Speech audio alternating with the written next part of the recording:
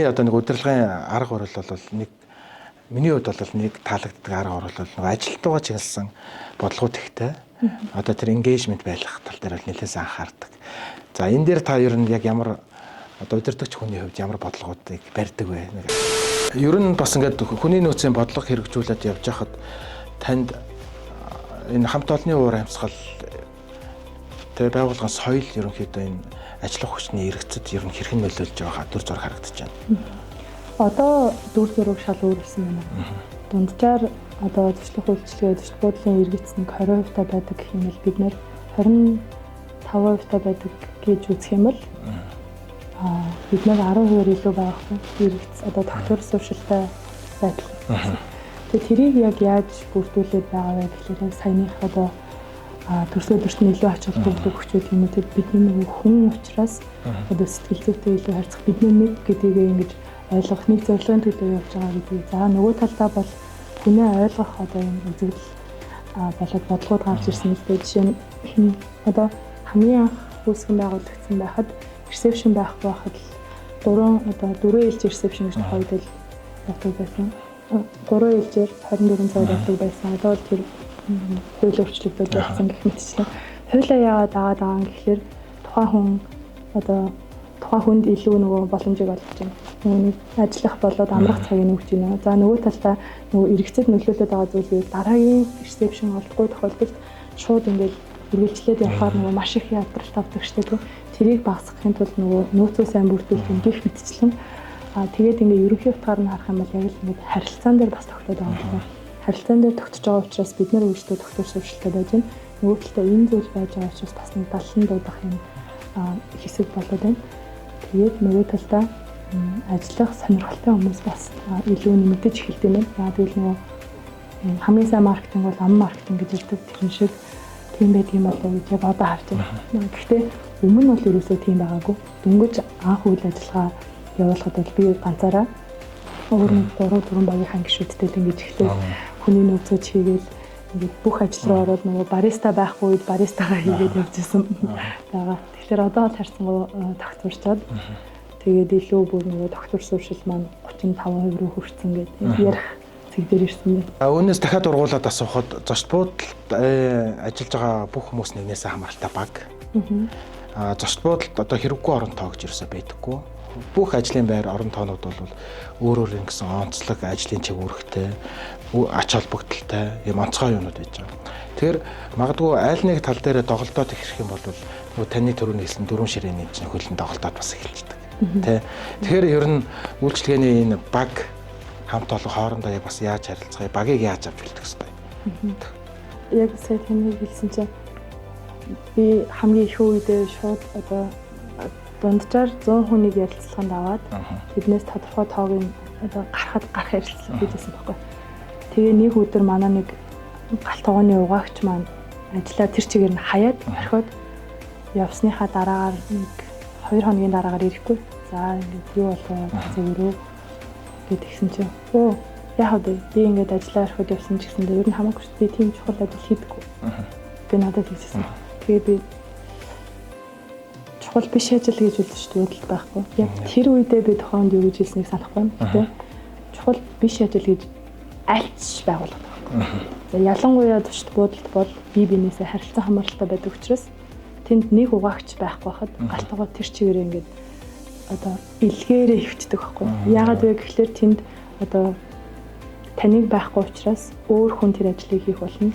Өөр хүн хийж байгаа учраас одоо ажил доголдох ямар нэгэн алдаа гарах эсвэл одоо нөгөө баг өөрөө уртсгсан цагаар ажиллах ийм магадлал гарч ирдэг. Тэгэхээр нөгөө би чухал биш гэж огт битгий бодоорой. Хамгийн чухал дээрээс нь ингээд одоо захирал ч юм уу за эсвэл менежер ингээд нэг дэрэм дараалт байдаг шүү дээ. Тэр бол зөвхөн ажил явуулахад хариуцлага болоод үүрэгтэй холбогдолтой юм шатлал болохоос биш.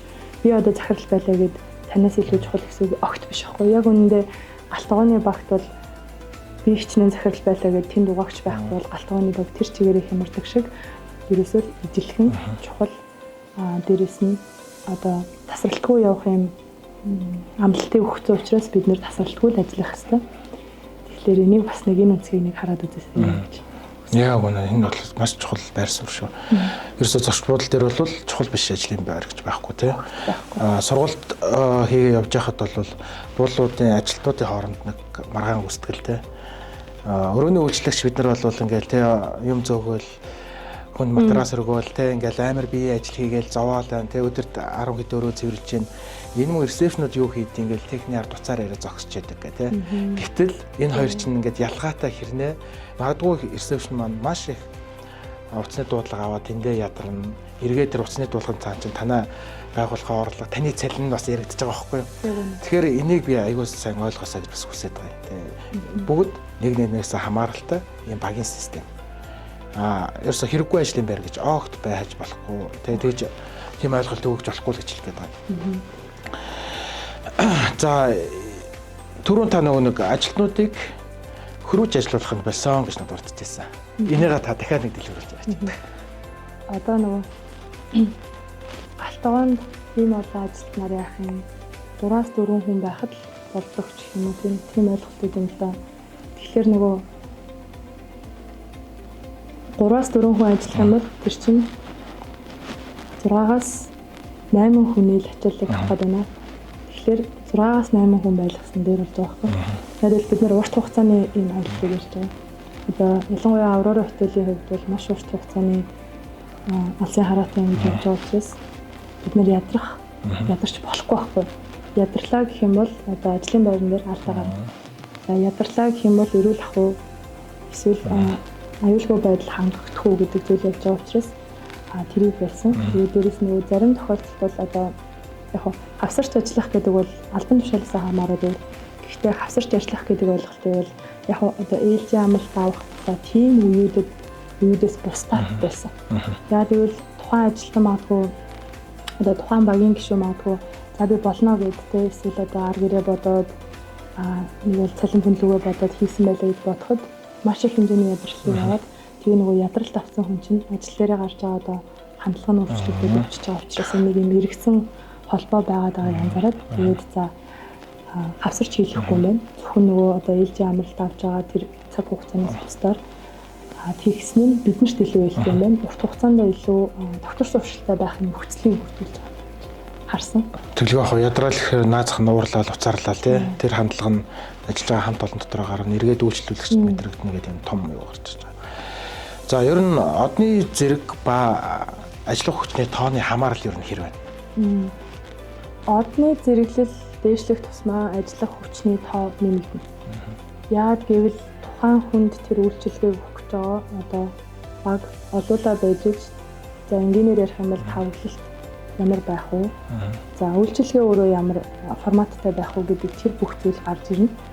Тэгэхээр ялцчгүй одны зэрэглэл нэмэгдэх тусам шууд хамааралтай ажилчдын тоо бол өсдөг. Гэхдээ нөгөө талдаа сайн хэлсэнчлэн чухал биш ажлын байр гэж байхгүй.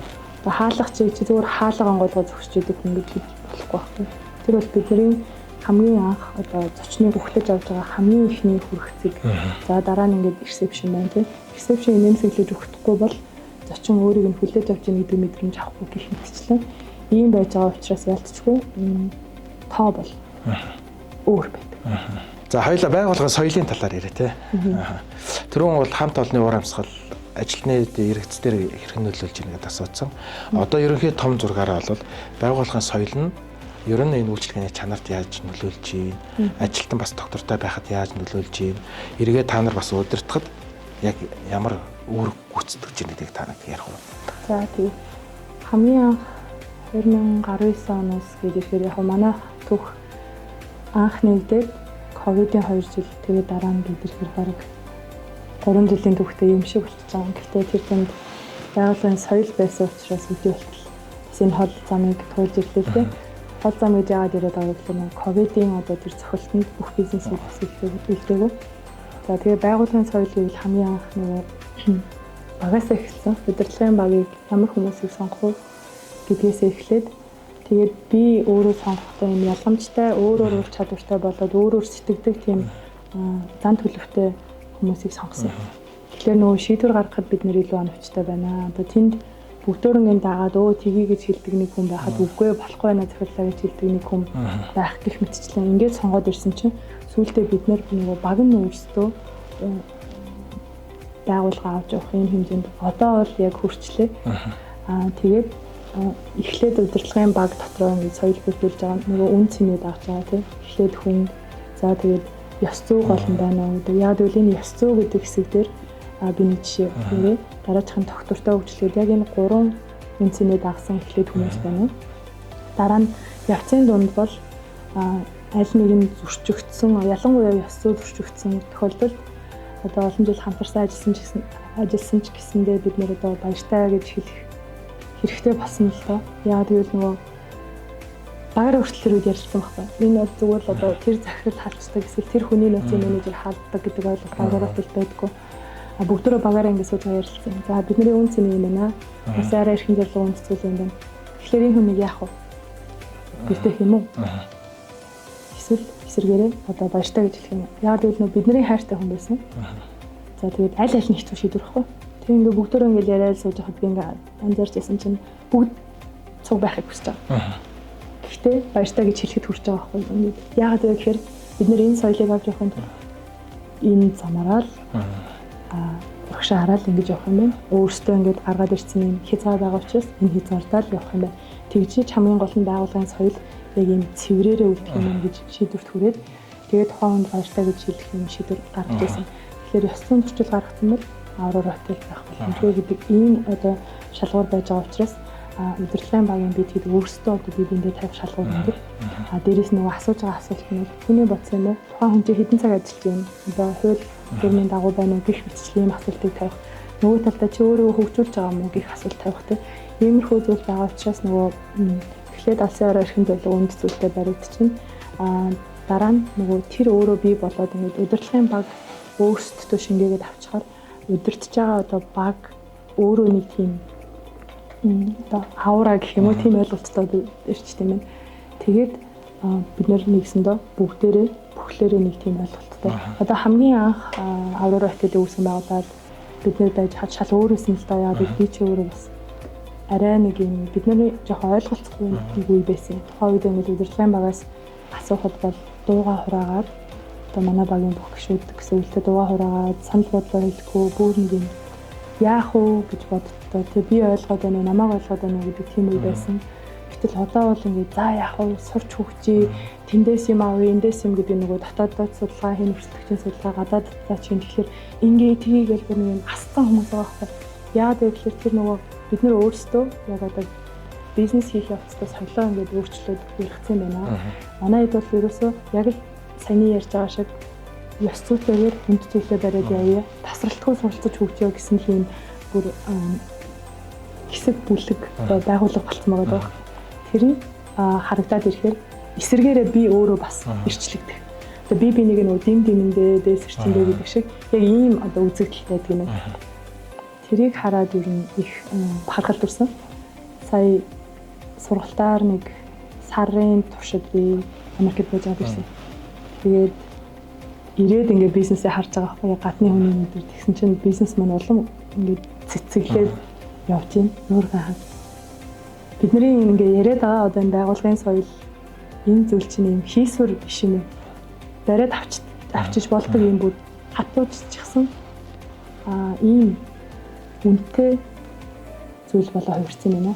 Одоо бид нар энийг өглөөд цаашаа авч явах хэрэгтэй байна гэж бодсон. Бидний урилгыг хүлээж авч өөрийнхөө одоо туршлага мэдлэгээс ингээд хуваалцсан танд баярлалаа. Ингээ ивент тэтгэгч компанийнхаа гарын бэлгийг танд өгье. Мэдээж жоохон танилцуулдаг. Эхнийх нь бол ингээ Soro Bytes гэдэг чицэрганы хайлс үрийг ашигласан. Сүүлийн үед бол нэг тойрог эдийн засаг гэдэг айгүй хүчтэй онолууд яригдчих штэ. Өөрөөр хэлэх юм бол чицэрганы шүүс хийдэг компани маань ингээд нөгөө шахаад шүүсийг авч чаддаг. Тэнгүүд хаягдл нь юу вэ гэхээр нөгөө үр хальсан байт юм байна. Тэгтэл нөгөө үр хальсыг хаяггүйгээр да яаж дахиад нөгөө хүнсний бүтээгдэхүүн ч юм уу өөр бүтээгдэхүүн болох вэ гэдэг юм юунууд яригдж байгаа. Тэр хүрээнд тойрог эдийн засгийн хүрээнд яригдж байгаа. Ийм юутай. Дээрээс нь яг хүний биед их ашигтай эслэг өндөртэй юм бүтээгдэхүүн. Тэгээд дээрээс нь бол нөгөө стартап компани учраас манай төслийн баг бол ингээд дэмжиж ажилтай. За нөгөөх нь бол комбуча мөхний ундаа.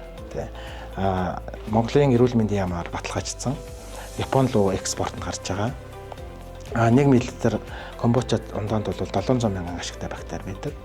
Тэгээ энэ бүх зүйлийг бол нөгөө нийгмийн эрүүл мэндийн төв, эрүүл мэндийн үндэсний төв, эрүүл мэндийн яам баталгаажаад ер нь хаяг шошго нь бол үнэн зөв бодиттой байна гэдэг баталсан, стандартаа бүр ингээд баталсан ийм бүтээгдэхүүн байна. Тэгэхээр би танд энэ бүтээгдэхүүний дээжийг өгье. Баярлалаа.